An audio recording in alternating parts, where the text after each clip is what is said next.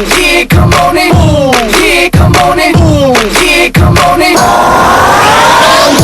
Team, what's up, team, what's up, team, drop a million tayo, yeah, yeah, yeah.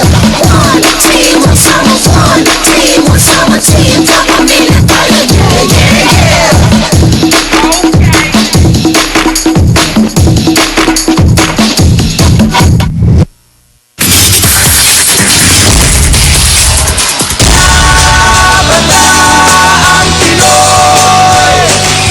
Ang past happenings sa Pinoy Big Brother Teen Edition Plus. Let lang.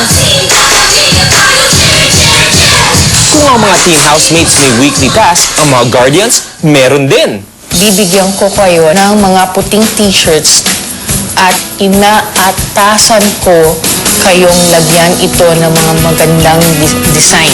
Kung ang weekly task ng mga teens ay group task para sa kanilang weekly budgets, ang mga guardians naman ay may individual task na kung saan kung sino mag-design ng pinakamagandang t-shirt ay may special privilege kasama ang kanilang mga team.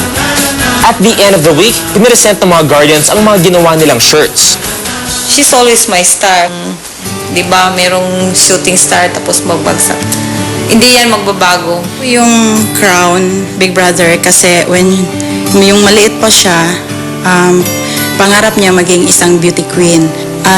Promise ko sa kanya na nandyan ako palagi sa tabi niya.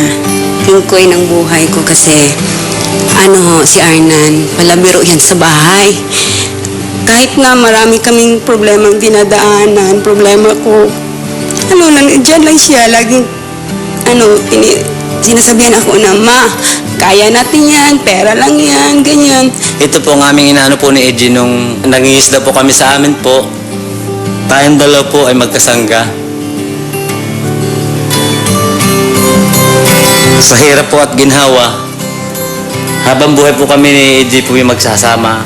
Di alam ng mga guardians, ang mga teens ang pipili ng 7 t-shirts na pinakagusto nila. Yes, this in the heart. Ito okay naman to. And this. So, yung pagpili, hindi naman sa drawing eh. Tingnan nyo yung meaning. Titingnan mo yung puso. Anong puso yan? Dinrawing ba yung puso ba ng dagayan? Tingnan mo yung meaning, yung Di rin alam ng mga teens na ang mga guardians nila ang nag-design ng mga t-shirts.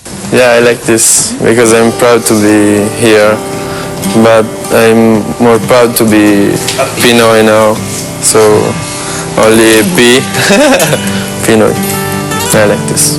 Ang shirt na to, ang dami ko naalala dito pag nakita ko to.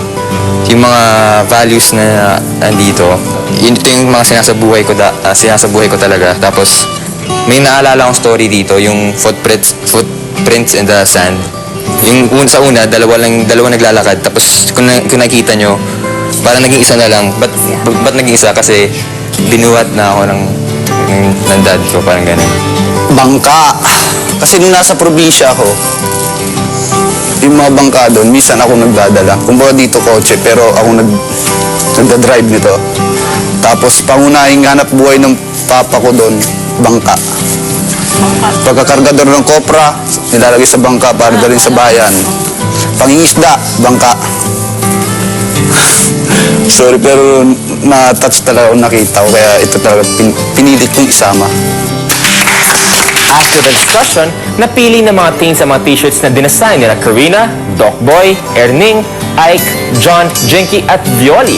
Ano kayang privilege ang nag-aantay sa 7 Guardians at kanilang mga teens?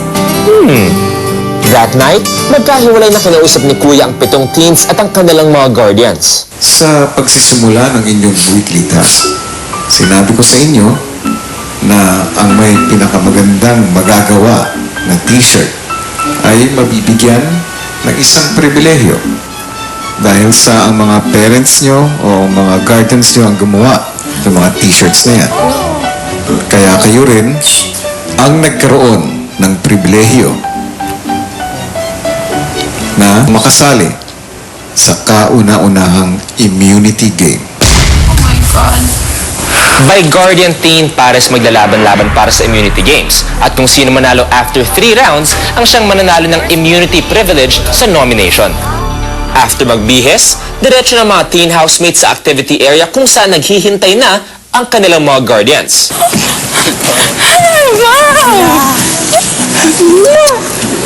Masaya po. At least nakita ko na rin yung mami ko. Nakapag-banding kami. Nayakap ko na rin siya. Matapos ang mini reunions, sinimulan na ang first game. Sa first round na shoot na't sinulid, kailangan i-shoot ng Guardian ang sinulid sa 3 crayon na nakatusok sa mga kalamansi na nakapatong sa kutsara na hawak sa bibig ng mga teams. Ang 3 pinakamabilis ay pasok sa next round. Hold it. Hold it. Yeah, ganyan lang. Yan.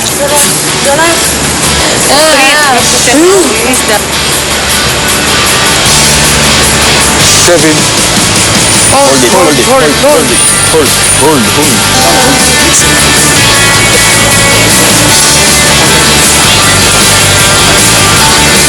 Si Karina, nanginginig sa sobrang tensyon.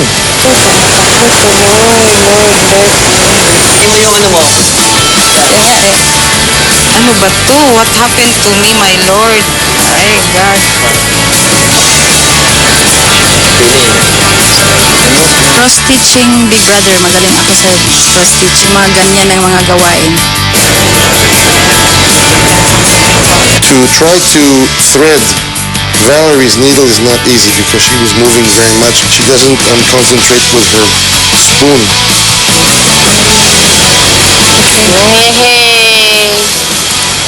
Thank you. Praise the Lord. Don't move. If you move, I'll kill you. Patay tayo dyan. Hindi mo ako pinakilala. Ay, bebe. Mami! Hindi ako kaya magbanto. Alam mo, Dugay sa?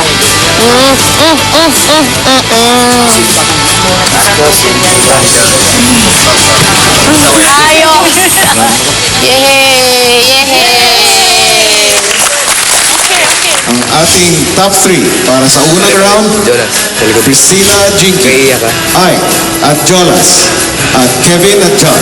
Yay! Sinong teen housemate kaya ang maliligtas sa naganap na nomination? Abangan ang continuation ng game sa ilang saglit. Good evening mga katropa at good evening mga kapamilya. This is the very first nomination night of Pinoy Big Brother Teen Edition Plus. Yes! Sino-sino nga kaya sa ating 14 teen housemates ang nanganganib na lumabas ng bahay ni Kuya? Isa-isa po natin ang aalamin ngayong gabi. Ang bilis talaga ng panahon, Mariel, hindi ba? Dahil kagabi, sinalubong natin sa outside world ang evicted guardians na sina Jinky, Rose at Violi. At ngayon naman, ilan sa mga teens ang malapit na ring lumabas. Pero dahil hindi nga alam ng teens tungkol sa nomination or sa eviction ng mga guardians, tuloy-tuloy pa rin ang buhay nila sa loob ng bahay ni Kuya. At ano na nga ba ang latest happening sa loob ng Big Brother house? Let's talk to the housemates.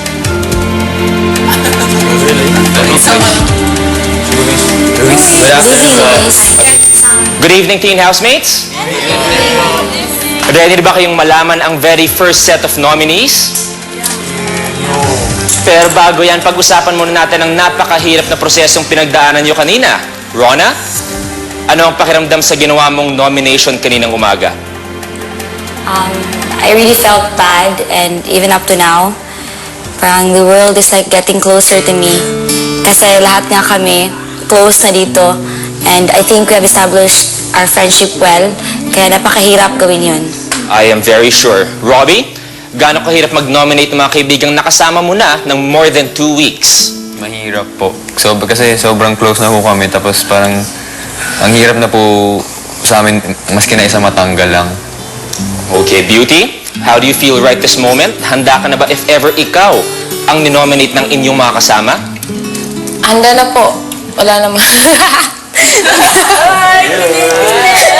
Hoy!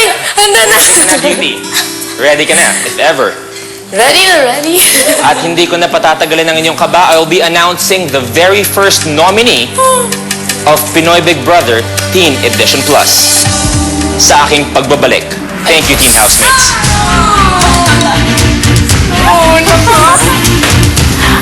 Kahit na nagpapaka-perky ang ating mga teen housemates, feel naman ang tensyon sa nalalapit na nominasyon, sa parating na nominasyon. Pero, ang isa sa kanila ay pwede nang huminga ng maluwag dahil ligtas siya as a result of the immunity games. Sino kaya ang maswerteng teen housemate na yan? Watch this. ikawalawa sa 3 event ng Thunder Olympics Immunity Game ay tatawagin kong walang iyakan. Ready? Sa second round na walang iyakan, habang nakapatong ang baba ng team sa harap ng chopping board, kailangan magtagtad ng Guardians ng sibuyas at ang first 2 pairs na makapuno ng cylinder ay papasok sa last round. Grabe, ang sakit sa mata. Like, isang cut pa lang nun, muluha ko, tumutulo na. Kaya ang pula-pula pa rin, namamagamba rin. Si Jolas, hindi lang luha ang tumutulo.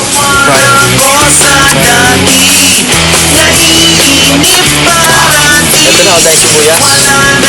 All the liquid was getting into my eyes, and I was like this, moving and singing and speaking, just to concentrate on different things. It was awful. It was very bad.